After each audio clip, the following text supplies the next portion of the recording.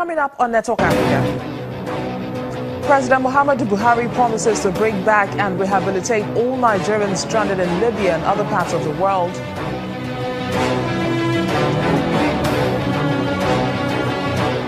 And the United States threatens further sanctions against South Sudan if it does not end violence and allow United Nations peacekeepers to do their job. Plus, Zimbabwe's #ThisFlag movement activist and pastor Eben Mauriwe has been acquitted of trying to overthrow then-President Robert Mugabe's government.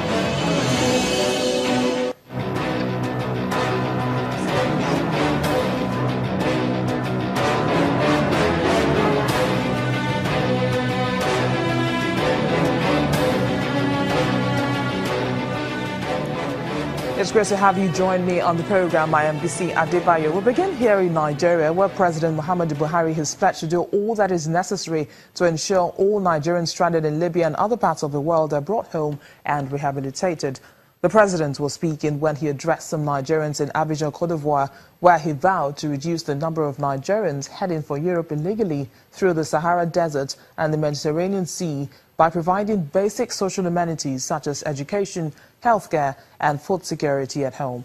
In an interactive session with members of the Nigerian community in Cote d'Ivoire on the margins of the 5th AU-EU summit, President Buhari said all necessary steps will be taken to stem the tide of illegal migration by Nigerians. He noted that it's very difficult to know the origin of the people who died while attempting the perilous journey across the Mediterranean because of lack of documentation. According to the president's quote, for people to cross the Sahara Desert and Mediterranean through shanty boats, we'll try and keep them at home. But anybody who died in the desert and Mediterranean without documents to prove that he's a Nigerian, there's absolutely nothing we can do. End of quote.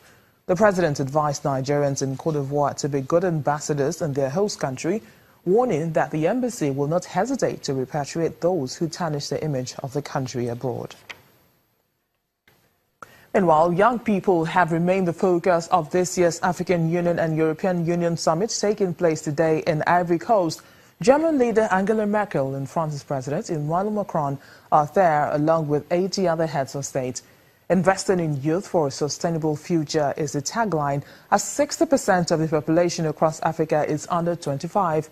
Hundreds of thousands of Africans, mainly from West and East Africa, make the treacherous journey across the Mediterranean every year. It's hoped that presidents, prime ministers and policymakers from both continents, Africa and Europe, will address the root causes of migration. The EU is expected to offer new investment and loan agreements because if people's situations in their home countries don't change, the migrant crisis is only going to get worse. Joining us now to talk about this situation is a human rights activist, Olatunji Olariwaju. Thank you for joining us on the program. Well, it's really sad what's happening in Libya with this 21st century slavery that is still taking place. How would you react to all of this? It's really sad. Thank you for having me first. It's really sad, and I think everybody across the world has condemned this. The African Union chair, Alpha Conde, has also condemned this. You could hear of late Emmanuel Macron, the French president, also, condemned this and said this has got to stop. If you look across the West African sub-region, you notice that the governments of Mali, Burkina Faso, and I think another country summoned the Libyan ambassadors in their respective countries to really ask them to explain what was really going on as young Africans that are being enslaved and being sold. It is unfortunate and it is very condemnable. It is what everybody should stand together to condemn. Now, we have different opinions across the board as to why people go on such a dangerous journey just to get to Europe. Some of them even spend thousands of dollars to make the trip. But the question is, why not use that amount of money to improve their lives back home? You have to look at different factors. There's a pull factor, there's a push factor, and it cuts across. When you look at the sub-region, you find a lot of conflict in the region. Conflict is a push factor for people to want to hurriedly and forcefully leave their country, even without proper documentations. And the part of the pull factors from those places are also the promise of economic opportunities. When you have young graduates, teaming graduates, a lot of them, in millions, when people who can't find jobs, the layer of a better economic opportunity is a pull factor for them. And then when you have to, put into context all the issues that is affecting the sub-region, from Boko Haram crisis to the Tuareg issues in Mali to the Al-Qaeda in the Maghreb, you find a whole lot of reasons. If you look at the Eritreans, also large numbers of people who die in the Mediterranean. And there's you look at those countries, you find that the human index in the countries where you have the largest pool of people who are dying and who are in detention camps in Libya, most of them are from countries that are struggling, struggling to create employment, struggling to industrialize, struggling to create opportunities for their people. So those are the issues. African countries need to come to the table and do the right thing right now. If you don't create jobs, if you don't minimize the crisis and mitigate all those issues that could cause unrest and mitigate disasters, you are going to have this kind of issues. People will feel led to want to just run. A lot of people just feel frustrated, hopeless, and that's why they are going. Well, you mentioned some factors now leading people to make these journeys, but is the government entirely to blame for this situation? No, not at all. We have to deal with the big elephant in the room. And the big elephant in the room is an European policy. The EU has a policy that is in place now. EU will rather keep the migrants in Libya, even in slavery in Libya, than give them freedom in Europe. The EU has a new policy. The EU is responsible for the funding of the Libyan Coast Guard, up to the tune of 285 million euros of late. They are funding the detention centers in Libya. The EU countries have come to the conclusion that it is better to stop them from crossing over the Mediterranean than having to deal with them in refugee camps and having to deal with people applying for asylum. And so that's a major crisis. That's the elephant in the room. The EU is the major funder of the Libyan Coast Guard and even the counter-illegal immigration department in Libya. So those are the issues. If we don't talk about that, EU also have to look at what is happening in Libya. Now, I'll call your attention to something. As early as January, there was a leaked internal report in the EU during an hearing that they acknowledged that people are being enslaved. The conditions in the detention camps are very, are inhuman. That was as early as January. In July or about April this year, the IOM also released a report that people are being enslaved, people are being sold in Libya as slaves. And the reason for this has gained momentum because they are being stopped in their track. The European Union countries have they have a system called Operation Sophia or something, and that is supposed to, use NATO is involved in this, the EU is involved in this, and they try before they cross into Europe, and that is why you have a large concentration of the numbers in Libya right now. That is a big elephant in the room. So anybody that is talking about why is now, if it is coming from the European community, you have to ask them it is hypocritical because they know what they have created. There is an unintended consequence of Operation Sophia and what they have been funding in Libya. Human rights activist Olatunji Olariwaju, many thanks for your time.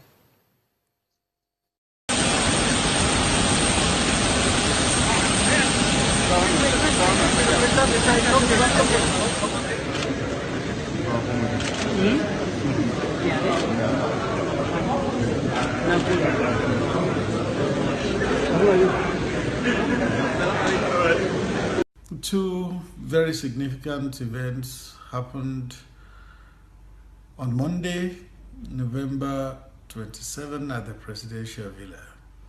First, the president inaugurated the committee that is going to negotiate a new minimum wage for Nigerian workers. Then again, he met with the Governors Forum, where they looked at the plight of workers in states that are owing salaries, and the president discussed how succor can be given to them. These two developments show the Muhammadu Buhari administration as one that cares for the people. That is why the government has listened to the yearning of Nigerian workers who have stridently called for a new minimum wage. The ball has been set rolling, and it is believed that something good that will give succor to Nigerian workers will come soon. And we know that a number of times the president has approved bailout packages for the states. Again, the president is concerned, and he has given instruction to the ministers of finance, budget and national planning, and the governor of Central Bank to negotiate with the governors to see how outstanding packages due to them, particularly from the Paris Club refund, can be released so that workers can smile, particularly at this time of the year when they are preparing for the festive season. The Muhammadu Buhari administration is interested in Nigerian people. It has come to serve and not to be served.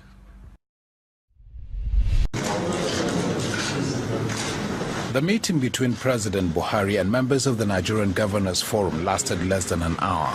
Enough time to discuss several issues, especially that of unpaid salaries of workers in some states. The president himself had expressed the need to make sure that every Nigerian, especially the workers, have a beautiful Christmas. And the issues of the outstanding Paris Club was discussed, and that was taken care of to make sure that the workers workers in the various states and everywhere in the country gets to celebrate the Christmas. The ability to pay is tied to the Paris Club refund, which the president gives approval. We still have balance 50%. Of the first 50% unpaid. This is what the president said must be paid in time for the state governments to meet their obligations before Christmas. The question then arose as to how such monies were spent in the past. Still ongoing. But people who are not aware of exactly what is going on in the various states may criticize the utilization of the money. But the fact is that there's no way you can just take up government money and spend it and abuse it. It's just not possible. The governors are happy with the president for steering the nation out of recession. Earlier, President Muhammadu Buhari inaugurated a tripartite national minimum wage committee. My hope is that the outcome of the deliberations of the committee would be consensual and generally acceptable. He urges the team to collectively bargain in good faith. Members of the committee believe this is a long-awaited important step. This is actually the beginning of the process. The process is that negotiation will commence, where all the facts and all the issues will be discussed. The team comprises representatives of the federal and state governments, the NLC, TUC, and those of other employers. The committee's recommendations will be referred to the National Assembly for input. There is, however, no fixed time for the Minimum Wage Negotiating Committee to complete its task. From the Presidential Villa, Abuja, Ibrahim Adra, Channels Television News.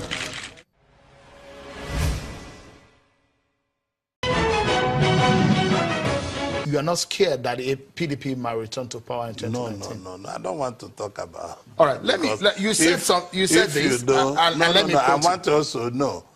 Say what I said, I will answer you. Okay, you said this, and I quote you. You said, how can they come back? Referring to the PDP now. Yes. they will definitely go into oblivion. They would never win election again in Nigeria unless they change their name.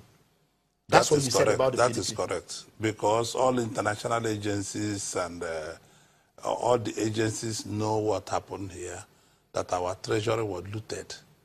Not even, you see, there is a difference that government would do contract and take 10% or take 5% or take, there was nothing like that. We are telling treasury was looted. People open our central bank and mass out the money in the central bank. So how can they return again? There's no international power that likes what they do. I'm speaking to you on the point of strength. The international community were very disappointed on what the former government did, and that is why they insisted they push the former government away. So I'm not here to talk who did this, but all I know that Buhari remains one candidate that have over 10 million followership on his back.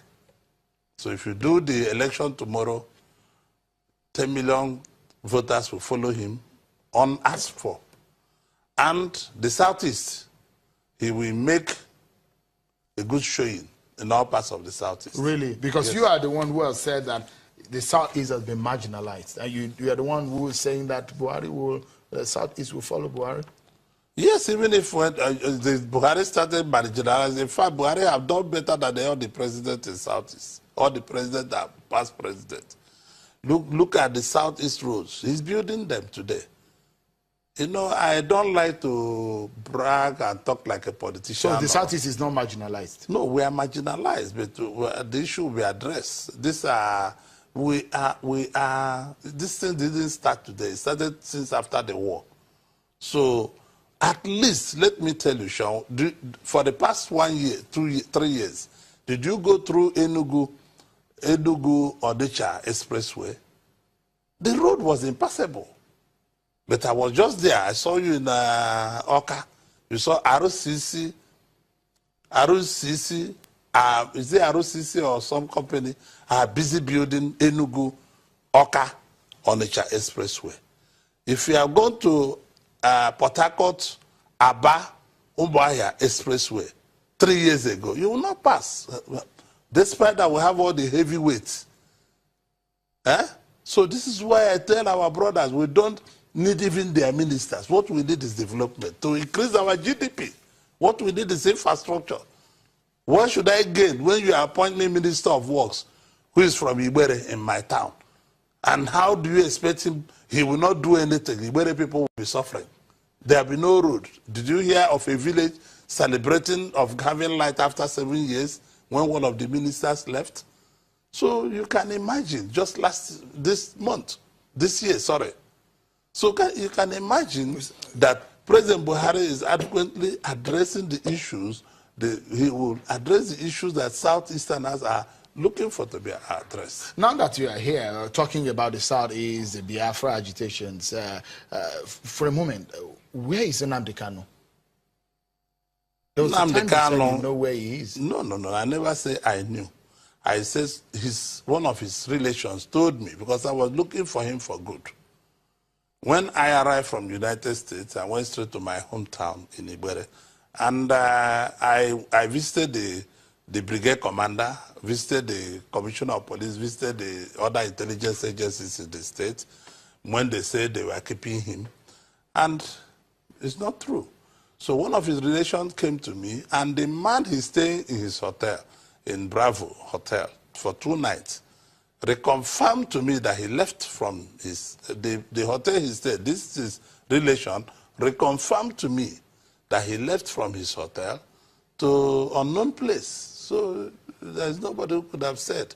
But I was looking for him genuinely. Do you think he's in to Nigeria? Get him? Wait, I was looking for him genuinely to get him to my house and then help to dazzle the issue. Mind you, we did this for Wazirike sometime when Obasanjo was there, and we could have done it for him because, you see, we needed peace. The Igbos never knew how much they were losing in GDP. You see, when people continue saying things are difficult, people who come from Cameroon to buy things in Aba, they were not coming. Niger Republic, they were not coming. All our neighboring countries who used to shop and buy things from Aba. None of them, they all left. So how do you want GDP to grow? Why every day people will be fighting on the street?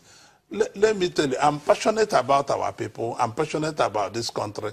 I'm passionate about oneness of this country. I'm not sure that any of those people doing Biafra love the Igbos the way I love them. I have put my business at risk for the Igbos when I was governor. Mind you, Hallmark Bank was closed down. My oil block was revoked. Slok Airline was sent out of the country. So you can see that I have paid a better price than any politician in Nigeria.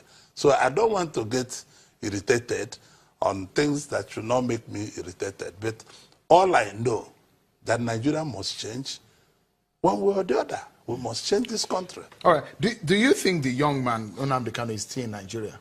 From what the relations to, the answer is no. He may have left the country. Not, the boy told me authoritatively that he went to Malaysia, from Malaysia to London.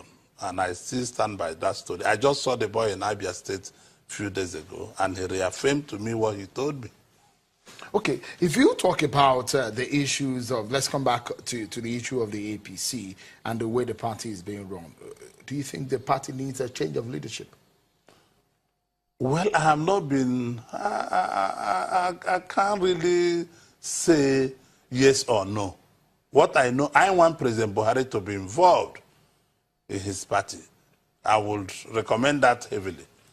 I want President Buhari, because when you don't straighten a man's hand, there's no way party can run very well. But I believe if you straighten anybody that is chairman of the party, you'll be straightened. So I believe that the president needs to be advised to be a participatory party man and know what happens to the party every week. The president also realized that a lot of appointments are not being made.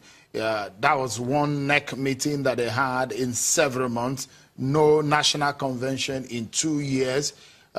You think the party's leadership is in tatters? I don't think so, no.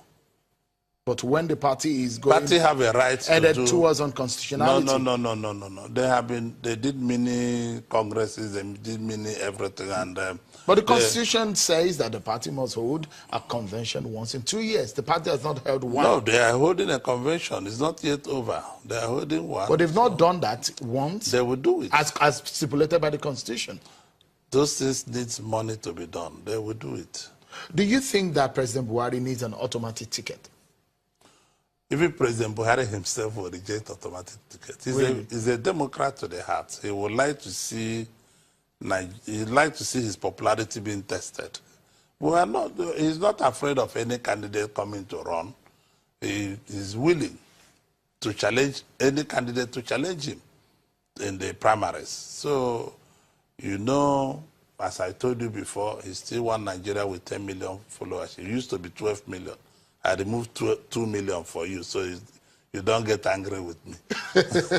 So I think you see the presidential candidate that have 10 million people lying behind him. And he's not threatened for 2019. And he's not threatened for 2019.